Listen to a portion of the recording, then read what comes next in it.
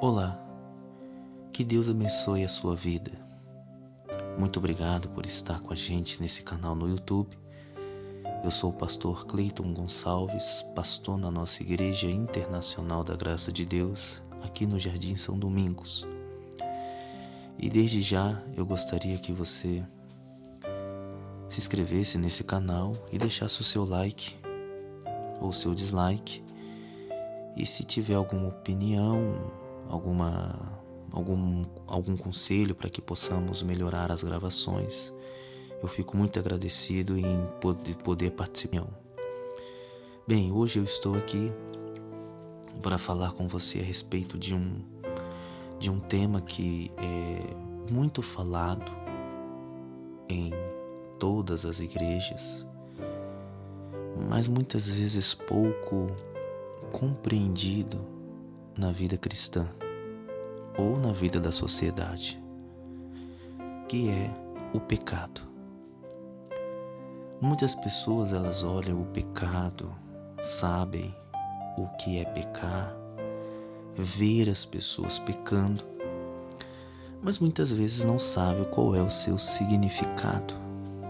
Às vezes você olha uma pessoa fazendo algo errado e você fala, olá, o pecador. Você vê alguém fazendo fofoca, é o pecador. Você vê alguém adulterando e assim sucessivamente, lá, o pecador, né? Existe até os 7 pecados capitais. Mas a palavra pecado, ela significa desobediência a qualquer norma ou preceito. É uma falta ou um erro. E meus irmãos, meu amado, minha amada, querido, querida que está escutando essa mensagem, o pecado não é somente coisa grande e não existe tamanho de pecado. Tanto uma coisinha pequena, uma coisinha grande, para Deus é do mesmo jeito. Só que o pecado, o ato de pecar, ele se aproveita de uma fraqueza humana, se aproveita da fraqueza do homem, da fraqueza da mulher.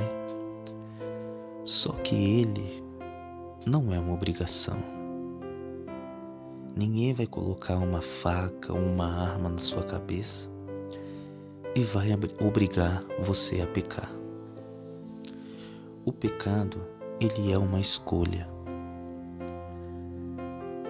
A pessoa ela pode estar fraca, a pessoa ela pode estar longe de Deus, mas o pecado não deixa de ser uma escolha. Por que o Senhor está dizendo isso? A palavra de Deus diz no livro de 1 aos Coríntios, capítulo 10, versículo número 12. Aquele, pois, que pensa estar em pé, cuide-se para que não caia. Primeiro, aquele que pensa estar em pé, aquele que está bem. A gente analisa as pessoas e a gente pensa que todo mundo está bem, e eu vou falar agora de uma maneira pessoal. Às vezes você olha para dentro de você e você fala, não, eu estou bem. Eu poderia fazer uma citação do apóstolo Pedro. Quando Jesus falou para ele, Pedro, Satanás pediu para vos cirandar, mas eu roguei por ti, para que a tua fé não desfaleça. E depois, quando você se converter, você vai confirmar aos teus irmãos. E ali Jesus continuou conversando com ele. E Jesus estava ali já falando para os seus discípulos que seria preso. E Pedro falou, não, eu estou pronto a ir ter contigo para a prisão. E Jesus olha para Pedro e diz, Pedro, antes que o galo cante 3 vezes, você há de me negar. E ele falou, não vou fazer isso. E os outros discípulos também falaram, nós também não iremos fazer. Bem, você conhece. O galo cantou 3 vezes, mas antes de o galo cantar, Pedro já tinha negado a Jesus. Muitas vezes a pessoa pensa que ela está bem. Estou bem. Não, eu não vou pecar. Ela se acha um super homem ou uma super mulher, a Mulher Maravilha, né? Se acha o Superman. Mas você pode ver que até fazendo uma alusão aos quadrinhos, até os super-heróis eles têm um ponto fraco, não é? Você olha o Superman, ele tem a Kryptonita. Você olha a Mulher Maravilha, se ela for amarrada com o laço dela, ela não pode fazer nada. Interessante, né, meus irmãos? Mesmo os super-heróis, eles têm os seus pontos fracos. E assim somos nós. Não existe o super crente, o super pastor, o super obreiro. Todos nós temos que nos cuidar, porque aqui o versículo 12 está dizendo: aquele, pois, que pensa estar em pé, cuide-se para que não caia. Cuidado, ele é muito importante. Então cuide não somente dos seus atos, mas cuide dos seus pensamentos. Por quê? Porque olha o que diz 1 Coríntios 10, versículo de número 13. Não veio sobre vós tentação que não seja comum aos homens, mas Deus é fiel, o qual não permitirá que sejais tentado acima do que podeis suportar, mas também com a tentação fará um caminho para escapar, para que sejam capazes de suportá-la. A palavra tentação, ela significa impulso para praticar alguma coisa censurável ou não recomendado. Então já começamos com o seguinte dilema: será que nós estamos cuidando para não cairmos em tentação? A tentação, ela é algo que vem para todas as pessoas. A tentação de beber, de fumar, de se prostituir, de cometer qualquer tipo de erro. Talvez você vai falar: jamais, pastor, eu vou trair o meu esposo, eu vou trair a minha esposa, jamais eu vou colocar uma bebida alcoólica na minha boca, jamais eu vou cometer um erro. Mas e nos seus pensamentos?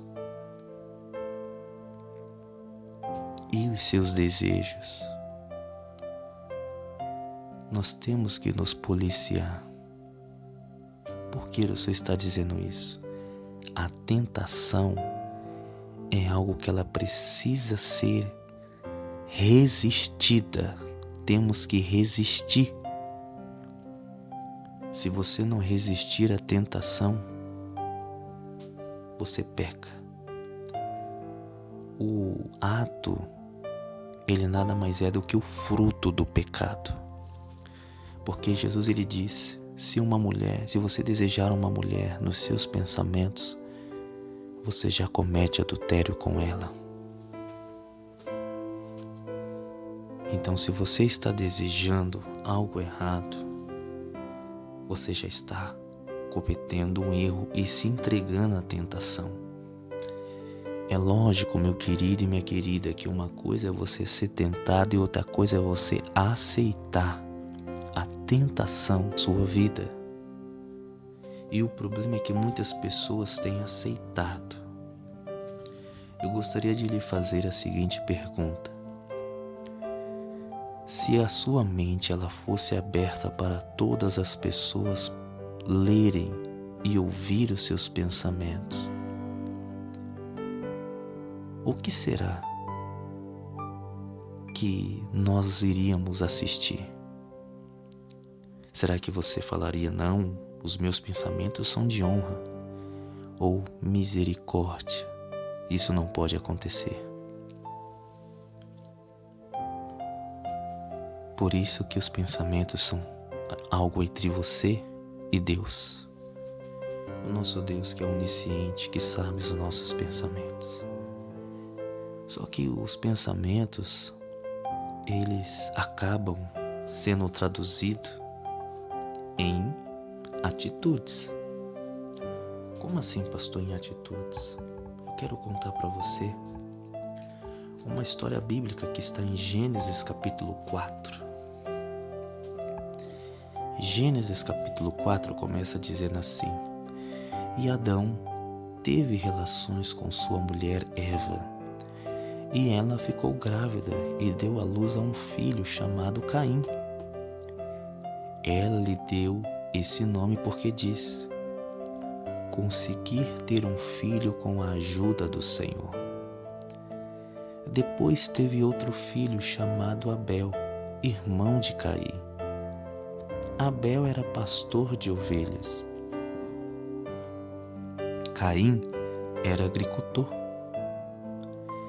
E passando algum tempo, Caim trouxe ao Senhor uma oferta do fruto da terra. Abel também trouxe a sua oferta. Ele ofereceu as melhores partes das primeiras crias do seu rebanho. E o Senhor aceitou Abel e a sua oferta com prazer, mas não ficou satisfeito com Caim, nem com a oferta que ele fez.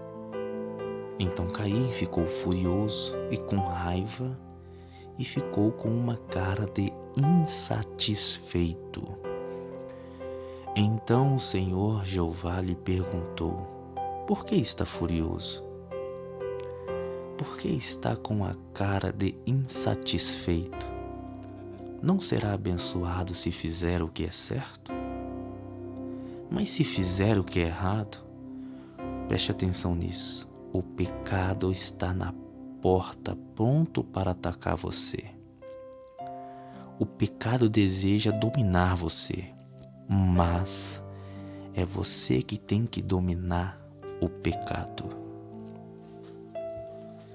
Entenda que o pecado precisa ser dominado, os desejos e as tentações. A Bíblia diz em Tiago 4, versículo número 8: Sujeitai-vos, pois, a Deus, resisti ao diabo, e ele fugirá de vós. O tentador é Satanás. Ele vem para tentar e ele vem com desejos, principalmente quando você está chateado, com raiva, com ódio, injustiçado ou insatisfeito. Cuidado com a insatisfação. Caim ficou insatisfeito, mas o problema não era de Deus. Ele pode até ter feito, vamos dizer assim, a maior oferta, mas não era o melhor. E você? Tem feito o seu melhor? Não leve somente para o dinheiro, mas estamos falando de pecado, né? Será que você tem se esforçado melhor para resistir ao pecado? A resistir às tentações? Não termina aí. Porque olha o que eu quero chamar a tua atenção aqui, que na tradução que eu estou lendo para você diz, no versículo número 7. O pecado deseja dominar você, mas é você que tem que dominar o pecado. Veja que o pecado é uma escolha. O que você está escolhendo? Diz o versículo 8: Porém Caim disse ao seu irmão: Vamos para o campo? E enquanto estava no campo, Caim atacou ao seu irmão Abel e o matou. Veja, ele aceitou, não conseguiu dominar e foi dominado, e aceitou o desejo de matar o seu próprio irmão. O pecado, meu querido e minha querida, é uma escolha. Antes de a pessoa tomar uma atitude de matar, de roubar, de mentir, de prostituir, de fazer qualquer tipo de pecado, ela já aceitou no coração dela. Já aceitou. Então vamos ser aquelas pessoas que vão resistir ao pecado, resistir ao mal. Eu não estou aqui para te julgar, longe de mim. Eu nem conheço você, mas Deus conhece. E Ele está querendo te dar uma nova chance. Porque nós temos um Deus que perdoa, que salva e que liberta. Tudo que Ele quer é um coração disposto a obedecê-lo. O que você escolhe hoje? Será que você pode falar e se analisar? Porque em 1 Coríntios 11:28 diz que nós devemos nos examinar a nós mesmos. Eu não posso examinar a sua vida, mas Deus, Ele quer examinar você e Ele quer que você faça essa autoanálise.